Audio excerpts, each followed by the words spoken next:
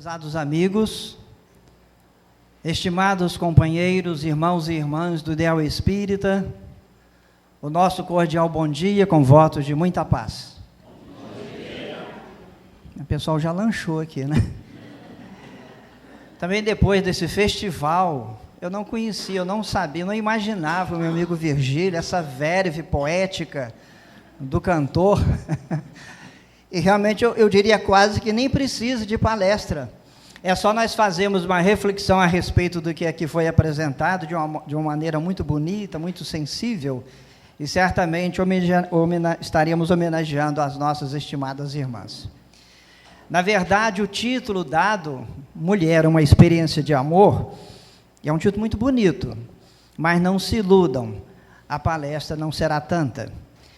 Com certeza, nos faltam ainda sensibilidade, conhecimento, experiência larga no mundo feminino, na psicologia feminina, para trazer para os estimados irmãos e irmãs alguma palavra que enalteça, se ainda assim fosse preciso, o extraordinário valor e o papel que sabemos hoje, graças a Deus, e principalmente por conta da mensagem espírita que nos abraça, nos envolve, nos orienta, o papel extraordinário do espírito quando aqui chega na expressão feminina.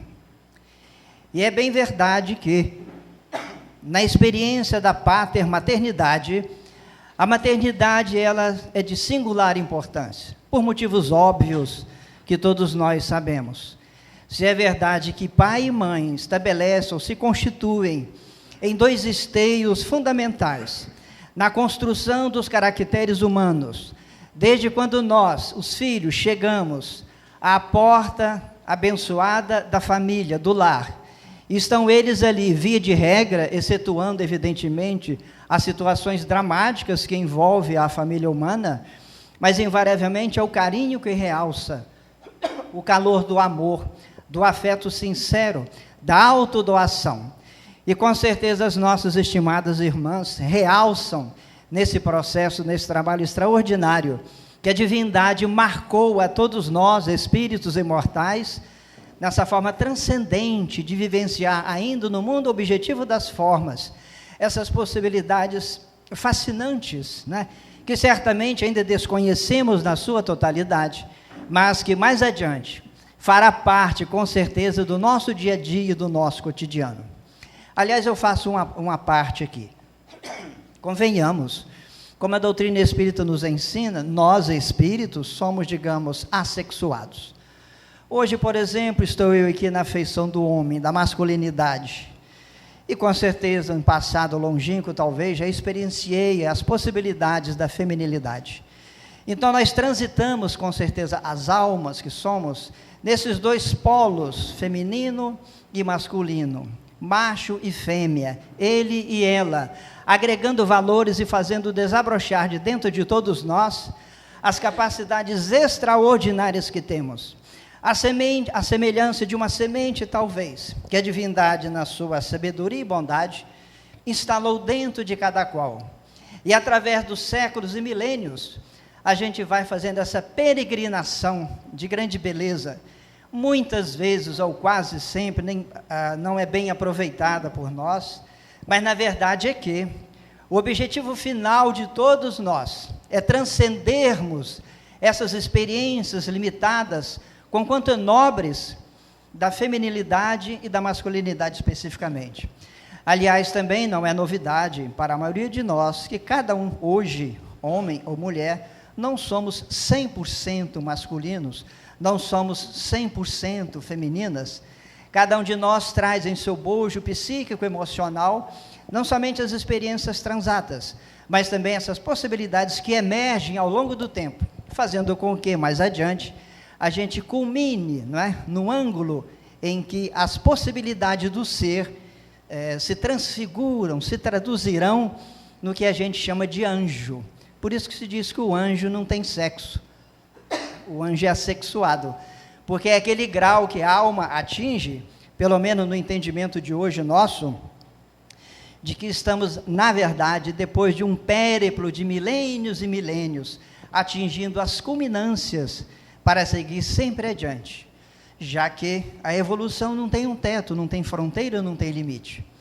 Então, desde já aqui nas nossas limitações reconhecidas, o meu abraço muito afetuoso a todas as nossas irmãs, irmãs mães, irmãs que serão mães, irmãs avós, e por aí vai. Na verdade, sintam-se abraçadas, mas muito mais do que por mim, nesse carinho que me permito aqui, mas pela generosidade divina que tem em vocês, com certeza, aquele ângulo de fertilidade sublime que, ao longo do tempo e aos poucos, ao passo de cada um de nós, de cada uma de vocês, vai construindo para mais adiante culminar na excelência que a divindade preparou para nós. Chegaremos a ser plenos, plenificados, ou segundo alguns, perfeitos. Claro que a perfeição relativa. Mas comecemos algumas reflexões.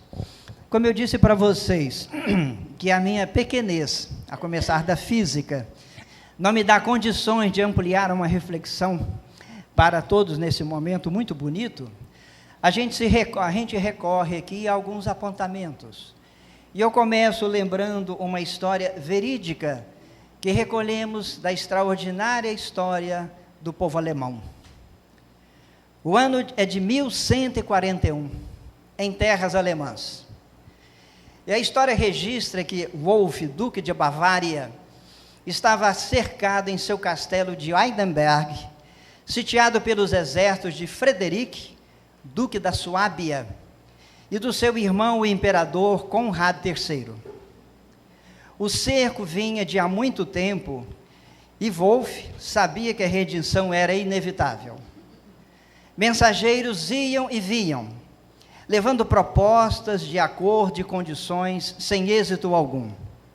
Derrotados, Wolf e seus aliados se preparavam para se renderem ao inimigo, quando as mulheres do castelo e do entorno tomaram uma decisão muito importante e quase inimaginável.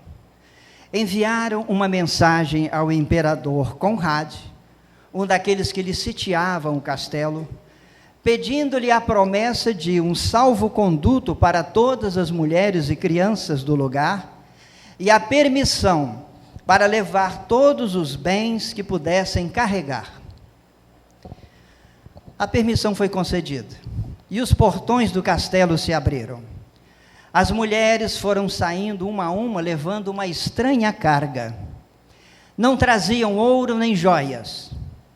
Cada uma vinha curvada sob o peso do próprio marido, na esperança de salvá-los da morte certa pelas tropas vitoriosas. Sob forte surpresa geral, o imperador comoveu-se ante aquela experiência, atitude de grande coragem, audácia e amor. E narra a história que o imperador então garantiu a liberdade a todos e selou, em bases adequadas, a paz, prosseguindo a partir daí, com todos os envolvidos, uma relação relativamente harmoniosa. E desde então, registra o autor da pesquisa, esse castelo começou a ser chamado de Castelo da Lealdade Feminina. Eu achei fantástico. Vocês nos carregando. Que, aliás, trazendo para o mundo atual, eu diria que vocês fazem o mesmo ainda. As queridas irmãs, as esposas, com certeza nos carregam o peso da nossa indiferença, o peso da nossa insensatez, o peso das nossas expressões muito miúdas de afeto. Talvez me disseram que aqui não acontece isso, mas lá onde eu moro e comigo acontece, não é? Quando a gente se descobre, geralmente no verdor da juventude, quando aqueles dois pares de olhos se cruzam, e cada um diz para si, é ele, é ela, e todo um processo de encantamento começa, e invariavelmente dá no que dá. Vamos ao cartório, ou à igreja, e a coisa se estabelece. E é um mundo novo, evidentemente, que se abre, mas os desafios surgem, as incompreensões pontuam aqui e ali, e há que termos o casal, razoável condição de temperança íntima, de equilíbrio emocional, de lucidez para entender o extraordinário papel e a função da família nesse particular. O exemplo que nós trazemos de uma história antiga, veja, 1141, verdadeira, mostra para nós, desde aí, nessa historieta, o exemplo extraordinário do apreço, do amor, da autodoação, da sensibilidade feminina, da coragem das mulheres em várias circunstâncias. É bem verdade que esses relatos surgem e ressaltam aos olhos do mundo os chamados heróis ou as heroínas, mas convenhamos, a grande massa de heroínas, no caso as irmãs, as mulheres, que o mundo não conhece, mas pouco importa. Certamente o olhar do Senhor sempre está acompanhando a todos nós. E o que vale não são os louros ou os aplausos que de fora nos chegam, nos afagam o ego. É muito importante o estímulo, evidente, precisamos dele, mas estejamos certos de que, como o próprio Jesus nos ensina, na excelência do seu evangelho, a doutrina espírita nos aponta, com a segurança e lucidez que sempre faz, que o importante não é o que os olhos do mundo veem, mas aquelas motivações sinceras, íntimas, que nós fazemos valer no nosso cotidiano. É no dia a dia, no momento pequeno, que a gente vai aprendendo, não somente a conquistar valores mais nobres, e compartilhar, difundir a todo aquele nosso entorno afetivo, a começar da intimidade da família, as possibilidades de crescer para Deus.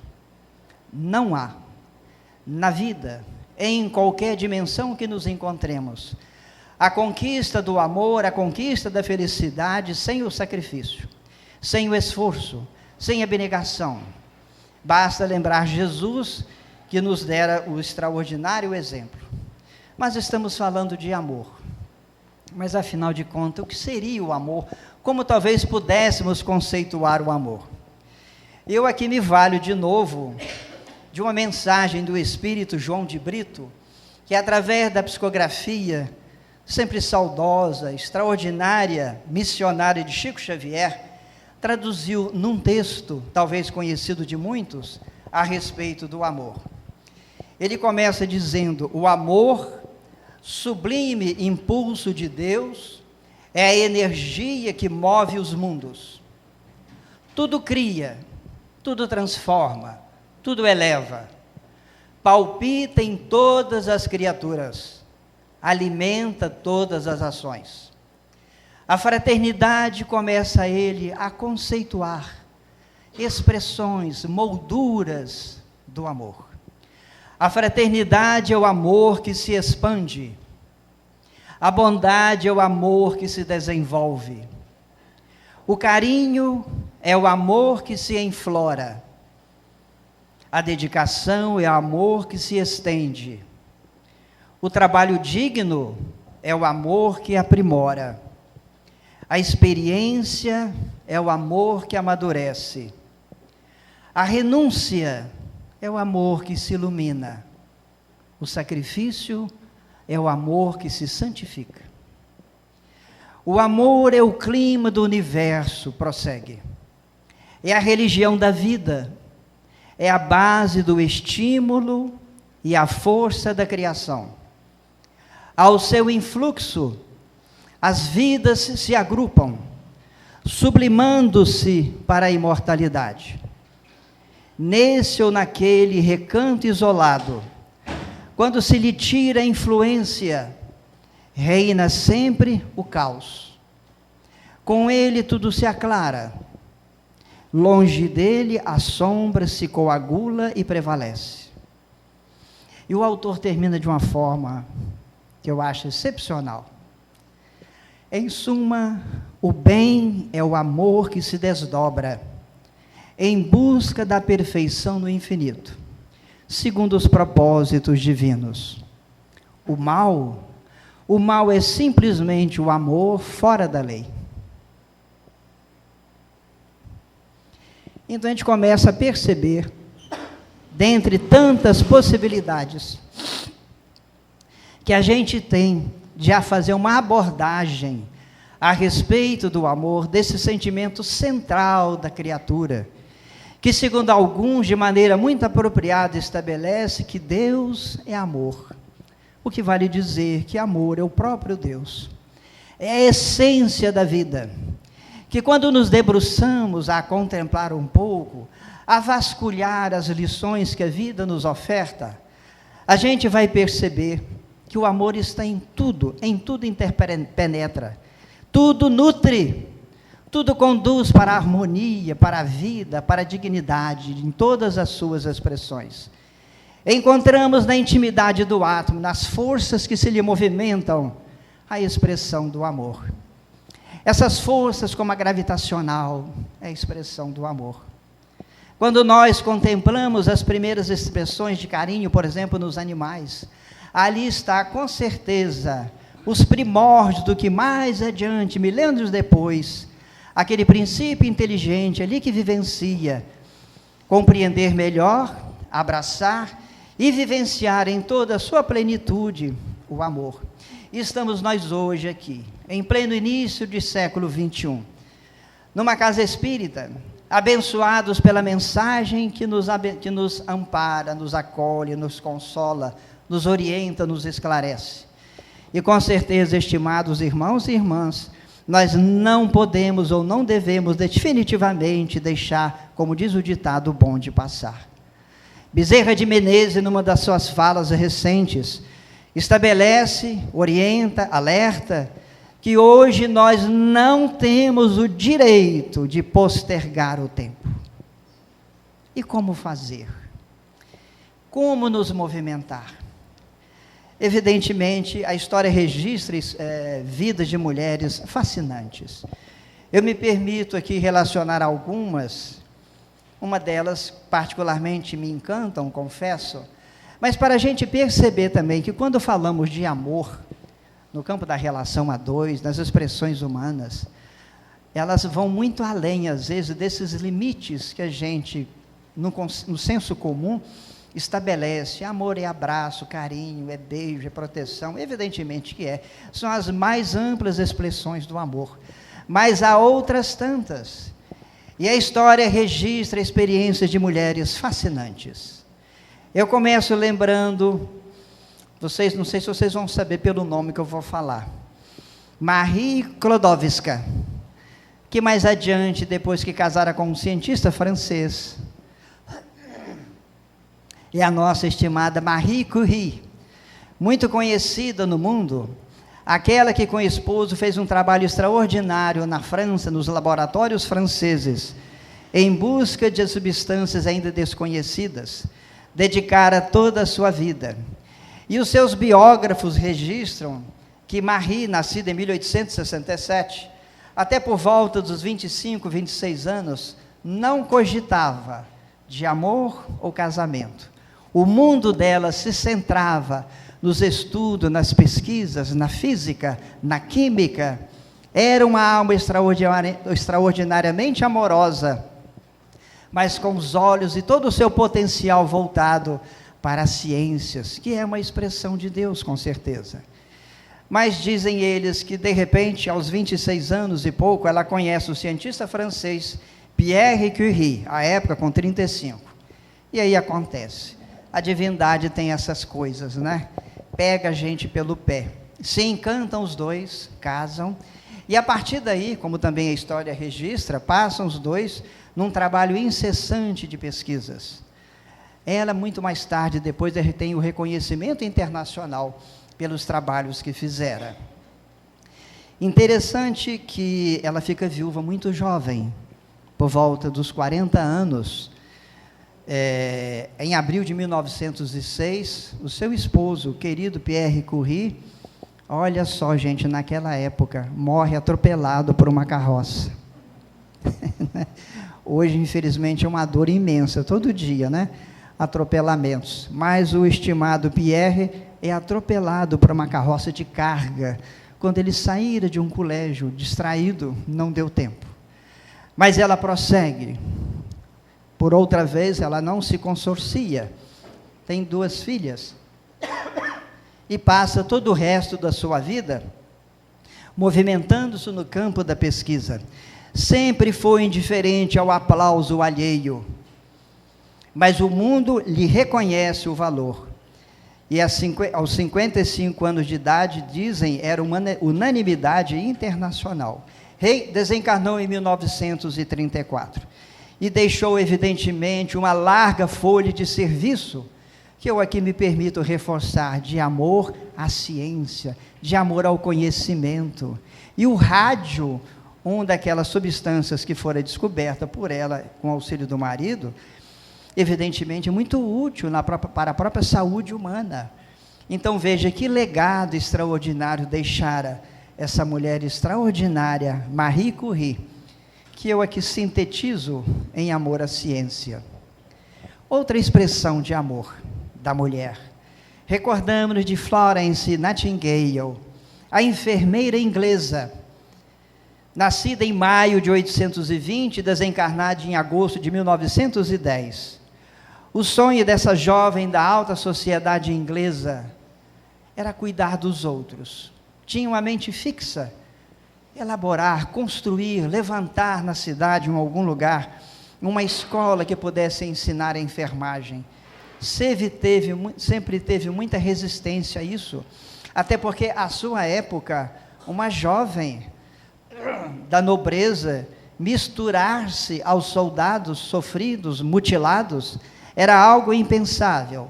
No entanto, ela, jogando de lado todos esses preconceitos, infundados, evidentemente, sabemos hoje, avançara. Com o tempo ela consegue, se forma enfermeira numa escola da Alemanha, e volta e faz parte, naqueles momentos tumultuados da Guerra dos 100 Anos, e faz um trabalho fascinante.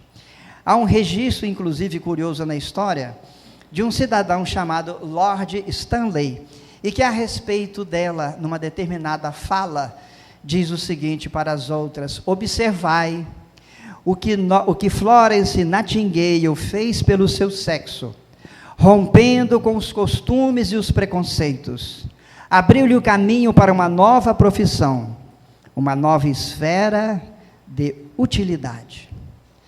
E vejam, ela, no caso, entregou-se de corpo e alma nesse trabalho fascinante, fantástico, de autodoação ao outro, particularmente no campo aqui dos grandes dramas, né, das guerras que se movimentavam. E talvez a gente pense cá conosco, sim, que bom, aplaudimos a estimada irmã, mas e nós aqui na nossa casa, seja no palácio ou na nossa tapera? Gente, é quase que a mesma coisa. Ela que cuidava, com certeza, dos mutilados do corpo. A divindade nos proporciona hoje, talvez a maioria de nós, a possibilidade de cuidar dos mutilados da alma. Aqueles que sofrem com as suas desilusões, os sonhos não construídos. Aquele filho que sonha tanto e parece que tudo dá errado. Aquele filho que sonha, realiza-se, precisa de ter cuidado no trânsito da vida que lhe abre em flor. Veja, os problemas, os desafios são os mesmos. Exemplos de mulheres como essa servem para nós, talvez, como um referencial, em que se entregaram por inteiro ao exercício do amor. Mas nós também aqui, vocês, as estimadas irmãs, com certeza fazem, podem fazer, devem fazer, no reduto simples, mais bonito da família, qualquer que seja ela, ou aonde a vida nos coloque, aonde a gente se encontre. Ela, como disse, socorria aquele ferido fisicamente. À nossa volta, invariavelmente, há os feridos emocionais, dos sentimentos, não é? Que cada um de vocês, digo eu aqui, absorva, vista essa moldura bonita e fascinante de quem fora Florence Nightingale. Todos nós, a divindade oferta as abençoadas oportunidades de nos movimentarmos no campo do amor, aonde estivermos. Ainda que nos imaginemos sozinhos, quase ermitãos, ainda assim as possibilidades se mostram. Cabe a nós um pouco de sensibilidade e coragem para movimentar os passos para chegar lá. Lembramos de outra mulher extraordinária, para muitos de nós os espíritas conhecido. Refiro-me a Joana de Cusa, contemporânea de Jesus. Ao longo dos séculos, retorna, evidentemente, no processo abençoado da reencarnação. E sabemos, por registros mediúnicos, que Joana de Cusa é a estimada e veneranda Joana de Ângeles, que há muitos anos no Brasil é esse anjo bom de toda a coletividade brasileira, mas que com certeza se estende à ampla família humanidade, porque as suas lições não têm fronteiras, os seus ensinos não encontram muros.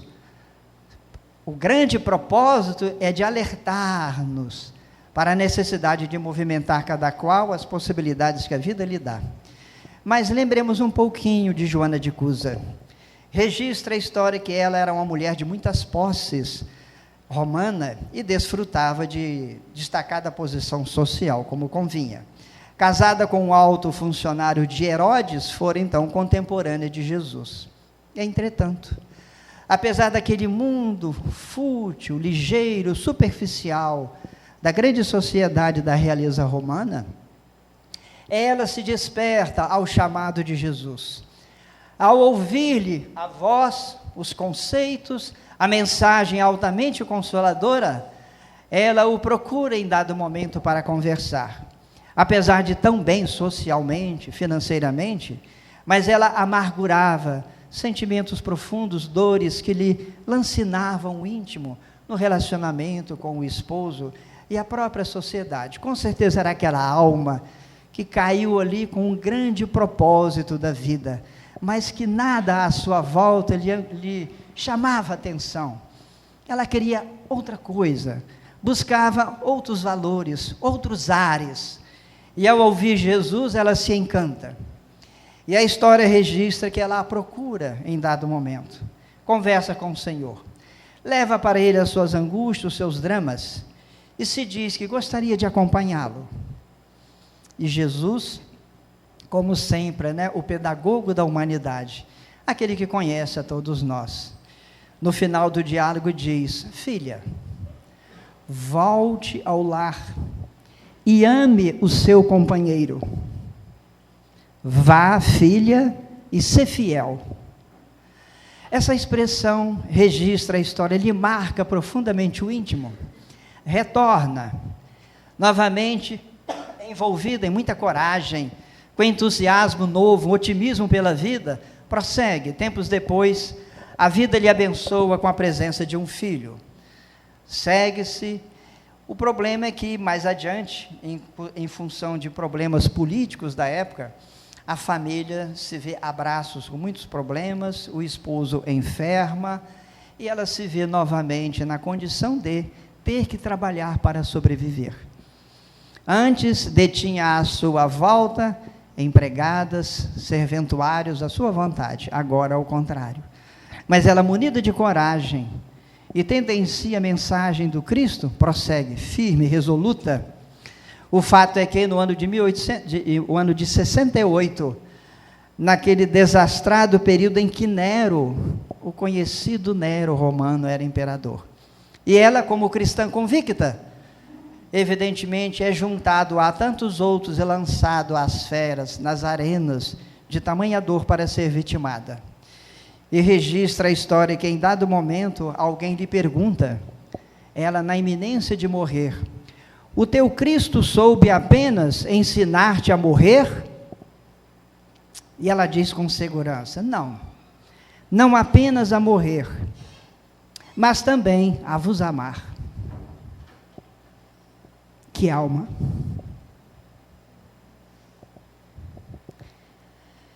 E evidentemente ela, ao desencarnar na arena, junto com o filho, é recolhida pelo próprio Jesus. E evidentemente depois, nas instâncias que se seguem ao longo do tempo, sempre é aquela alma generosa, por tanto tempo, na psicologia feminina, mas que traz a lucidez, a firmeza e o amor extremado a tudo e a todos, como nós encontramos hoje nas lições da conhecida e veneranda Joana de Ângeles. É um exemplo para nós. E volto a recordar, com certeza que a época, ela deu o testemunho com a própria vida física. Os tempos mudaram. Nós não precisamos disso hoje. Não há leões na arena. Cá no Brasil nós temos o leão do imposto de renda, mas pelo menos na carne não machuca. Então nós precisamos de ter as oportunidades abençoadas que a vida oferta. De novo, entregarmos-nos ao outro. Me permitam, no caso das queridas irmãs, invistam o que melhor tem em vocês, em nós, os esposos, os filhos, os netos, os amigos. A gente precisa disso. É bem provável que muitos de nós digam que não, mas é engano. É um terrível equívoco pessoal. Nós precisamos sim, como evidentemente todos nós precisamos uns dos outros. A vida compartilha essa solidariedade extraordinária que nós encontramos desde o grande cosmo universal, em que forças, em vez de se degladiarem, se harmonizam. Vamos até o fundo da intimidade do átomo e lá vemos também as extraordinárias forças da natureza, mas que se harmonizam. O aparente caos, mas não existe. É simplesmente dinâmica da vida que ali está estabelecida. E entre nós também, as pessoas. Convenhamos, amigos, nós somos, digamos assim, aquela flor sublime da natureza, na feição do ser humano, em que já temos de muita possibilidade do raciocínio, do livre-arbítrio, das possibilidades de amar. Alguém diz que amar dá muito trabalho, acredito. Mas, gente, alguém já diz também que errar, ferir, dá muito trabalho. Por que fazer o segundo? Por que não investirmos no primeiro? Prosseguimos. Nós terminamos com uma pessoa muito conhecida em nosso querido Brasil. Lembramos aqui da irmã Dulce, o conhecido anjo bom da Bahia, outra expressão de amor para tudo e para todos, nascida em Salvador em 1914. Desde os 7 anos, anotam os seus biógrafos, ela já era sensível à dor alheia, ao problema do outro, e aos 7 anos ela já começava a cuidar aqui e ali, ir observar alguém na rua caído, e tentar de alguma sorte fazer alguma coisa. Dizem eles, inclusive, que a sua casa, que foi um problema para a família, ficou conhecida como Portaria de São Francisco, de tanta gente que aparecia na porta pedir auxílio, pedir conforto e consolo. Mas ela prosseguiu, já adolescente, movimenta-se, entra para uma ordem das irmãs missionárias da Imaculada Conceição, e faz um trabalho, como nós sabemos, extraordinário. Uma coisa que me chamou a atenção na sua biografia, é que ela, evidentemente, já no início de ser adulta, não largava, em hipótese alguma, o propósito de socorrer aqueles que estavam caídos na miséria, no drama e na carência torturante. Mas ela não conseguia lugar. Acompanhavam-no cerca de 70 pessoas, todos quase maltrapilhos. E depois de muito esforço, muito empenho, ela consegue, olha só, num galinheiro, nas dependências de um galinheiro, perto de um prédio, que ela ali se acomodasse com os seus 70 carentes. E desse galinheiro, a bênção verte do alto, a sensibilidade contagia a comunidade, e como sabemos, ela depois começa a construir um extraordinário trabalho com o hospital, com atendimento de variadas formas, para todos aqueles que precisam. E nós temos então irmã Dulce, o bom anjo da Bahia, e que repercute essa luz em todo o Brasil, e acho eu que se esparge sem fronteiras pelo mundo inteiro. Reflitamos no exemplo de irmã Dulce. Gente, nenhum de nós tem 70 para cuidar, não é verdade? Vamos falar de família. Hoje em dia, quando tem 2 filhos ou 3, já está demais, né? Na época dos meus avós, era 12, 15, 20 filhos. Hoje acabou isso aí. Para reencarnar tem fila. igual no ISS, complicado. Mas veja, o exemplo que essa alma generosa nos dá. Se ela fez isso tudo, por que nós, no nosso mundinho, não podemos fazer algo? Não precisamos de cuidar de 70, cuidemos de 7, incluindo aí o sogro, a sogra, o tio, não é verdade? Toda essa parentela consanguínea, em que não há acaso na experiência humana. Deus não joga dados, já dissera Albert Einstein, e verdade, assim é. Todos nós, quando aportamos em determinada família, há um propósito muito bem definido. E a ideia de Deus que devemos absorver com muita convicção, ainda que os problemas surjam, não é para sofrer. Ninguém reencarna para sofrer. A gente sofre por ignorância. A gente sofre porque se distancia de Deus. A gente sofre porque o orgulho bate forte. A gente sofre porque o egoísmo não nos deixa abrir a alma às possibilidades extraordinárias da vida. Ontem eu estive, sábado, ontem eu estive em Baixo Guandu, umas atividades nossas do Movimento Federativo. E no final do encontro, foi um encontro de trabalho, conversando com uma companheira de lá, né? Aí começamos uma conversa ligeira, como é que vai, tudo bem, a família? E fiquei sabendo, olha só, ela tem um filho excepcional, já adulto, mas parece com cerca de 35 ou 36 anos. E eu confesso a vocês, eu fiquei sensibilizado. Ela de maneira assim natural, sabe, sem alardear a atividade dela, ou o desafio que tinha, né, e que tem, mas dizendo ela em poucas palavras, é o amor de minha vida. Um filho excepcional. Que cuida sozinha, não tem mais ninguém. Eu, como sempre digo para vocês, eu tenho 3 lindas filhas, os mesmos traços delicados do pai, sabe? Inteligentes, todas saudáveis.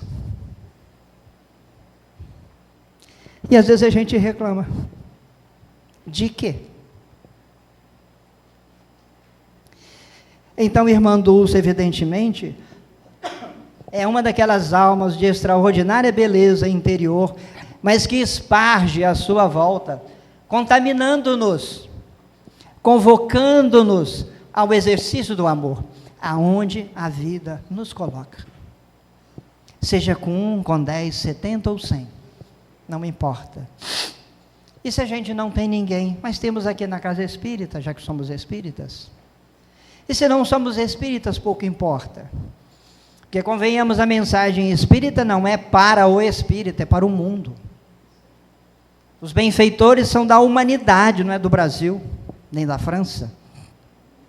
O fato é que, em qualquer circunstância que a vida nos ofereça, nós temos sim condição de exercitar o amor.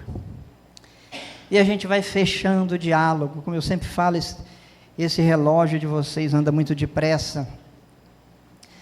Vamos nos recordar aqui também de uma personagem fascinante, que nós, os espíritas, muito conhecemos.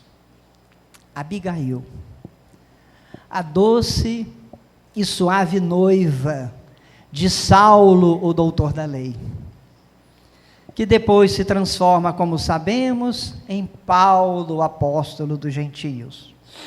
Em resumo, o que vou narrar é o encontro espiritual que ele tem com ela, e Estevão também, o primeiro mártir do cristianismo, porque fora por ele, antigo doutor da lei, sacrificado em praça pública.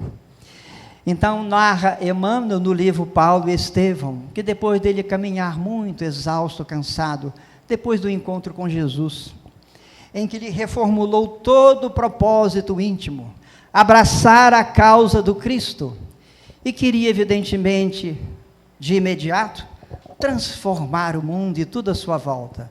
Mas a vida precisa de tempo, não é assim. E ele prossegue, cansado, exausto, já não era mais aquele Saulo arrogante, o doutor da lei de Moisés.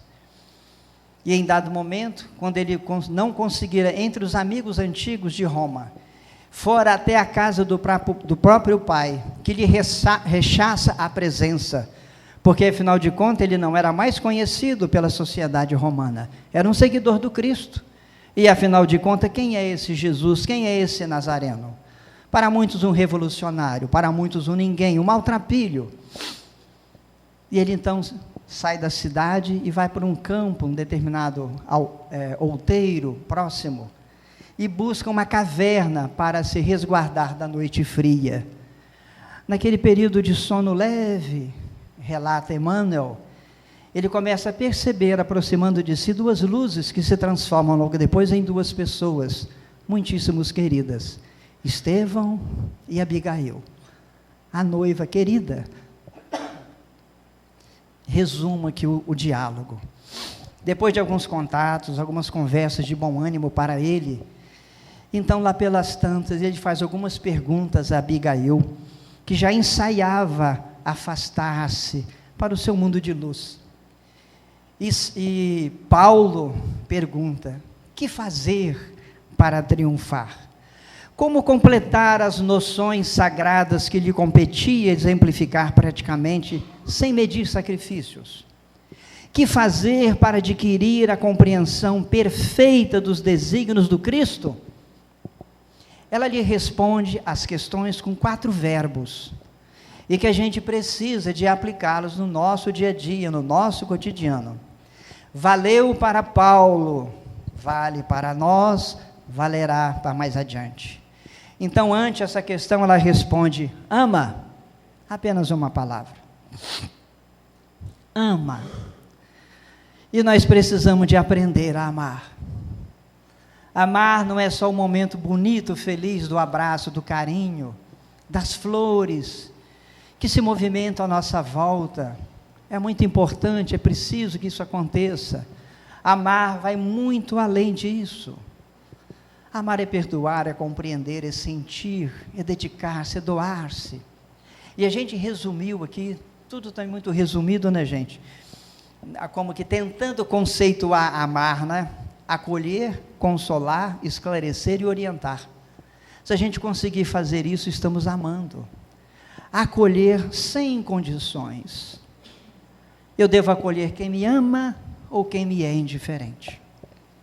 Quem gosta de mim ou quem me é desafeto? Eu devo consolar aquele que chega, qualquer que seja. E convenhamos que consolar não é somente aquele que aparentemente, de maneira muito evidente, clara, padece, sofre, jorra lágrimas de dor. Não.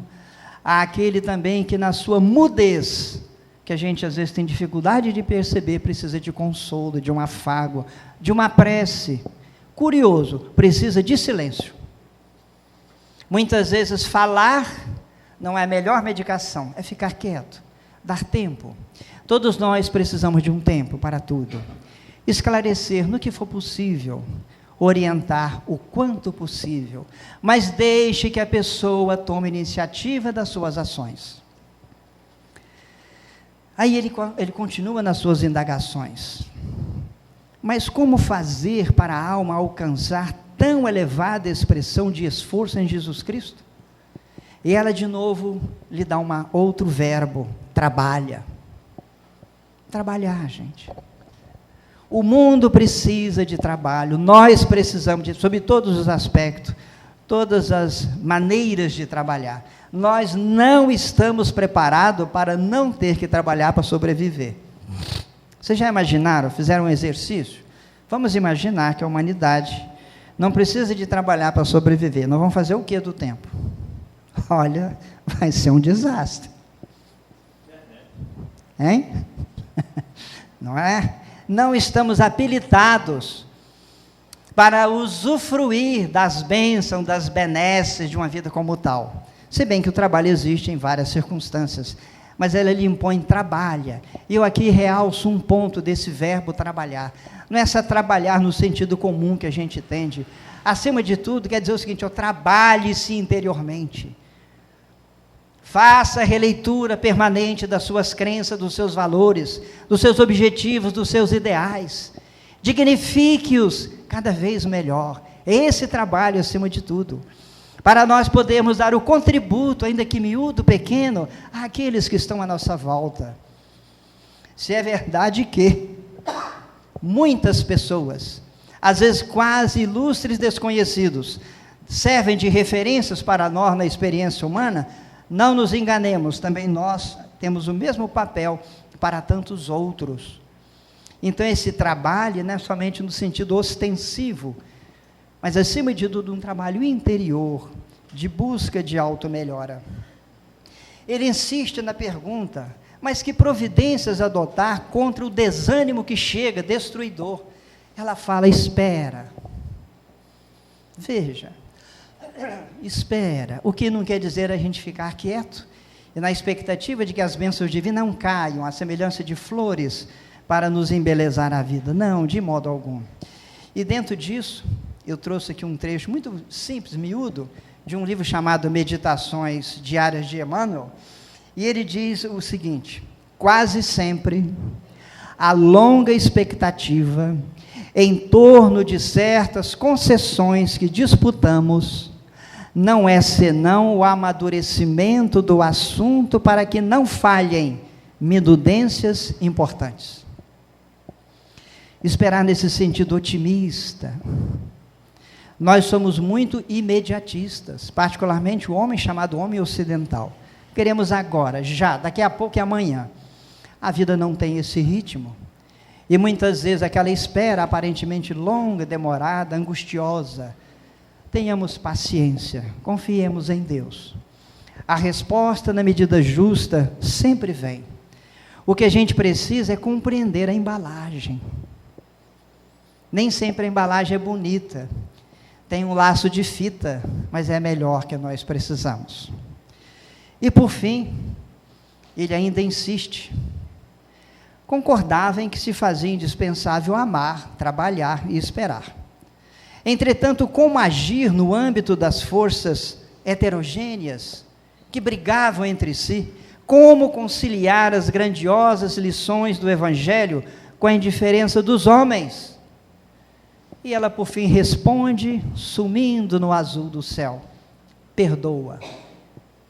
Perdoar. É o grande desafio de todos nós. Precisamos exercitar essa possibilidade extraordinária, a fim de alijarmos de nós, pouco a pouco, as amarras pesadas do ressentimento, da angústia, da dor, de algo que alguém nos teria feito, se é que fez, de algo que às vezes se situa há anos e anos no passado. Perdoar, gente. Perdoar. E aí, para fechar o nosso diálogo, mas como é que a gente pode fazer isso? Eu vou contar vou fechar com uma historieta do dia a dia da mamãe, do dia a dia das mulheres em casa. E o título tem A Dívida de Bradley. É uma história, se aconteceu ou não, pouco importa, o importante é a mensagem que ela traz, e eu encontrei isso aí no chamado Livro das Virtudes, olha que interessante, de um autor americano, muito interessante. E diz o seguinte: era uma vez um menino chamado Bradley. Quando tinha 8 anos, ele adquiriu o hábito de ter tudo em termos de dinheiro. Queria saber o preço de tudo que via, e se não custasse grande coisa para ele, nada valia. Certa manhã, quando Bradley desceu para o café, colocou sobre o prato da mãe um bilhete, num papel branco dobradinho, botou embaixo. Tomou o café, saiu, e a mãe logo depois viu o tal do bilhete, abriu e leu com algum espanto. O bilhete dizia o seguinte: mamãe deve a Bradley, por levar recados, $3. Vamos transformar isso aqui em real, né? Por tirar o lixo, $2. Por varrer o chão, $2. Extras, $1. Total que mamãe deve a Bradley, $8. A mãe leu, deu um sorriso leve, quase imperceptível, e ficou quieta, não disse nada. Mais tarde, à hora do almoço, Na hora do almoço, ao servir o prato, a mamãe chegou e entregou para o garotinho $8. Aqui, meu filho, $8. Ele ficou irradiante, feliz, porque receberam o preço dos seus serviços em casa. Logo depois do almoço, quando eu estava retirando, ele percebeu que embaixo do seu prato tinha também um bilhete. Um bilhete também dobradinho, branquinho, e com certo cuidado, abriu e leu lá: Bradley deve à mamãe, por ser boa para ele, nada. Por cuidar da sua gripe, nada. Pelas camisas, sapatos e brinquedos, nada. Pelas refeições e pelo quarto limpo, nada. Total que Bradley deve à mamãe, nada. O garoto levou um choque. Pensou um pouco, foi numa sala do lado, voltou, e depois, sem dizer nada, tirou os $8 do bolso e entregou para a mãe, devolveu para a mãe. Aí fecha a história. A partir de então, Bradley passou a ajudar a mãe e a família por amor. Muita paz.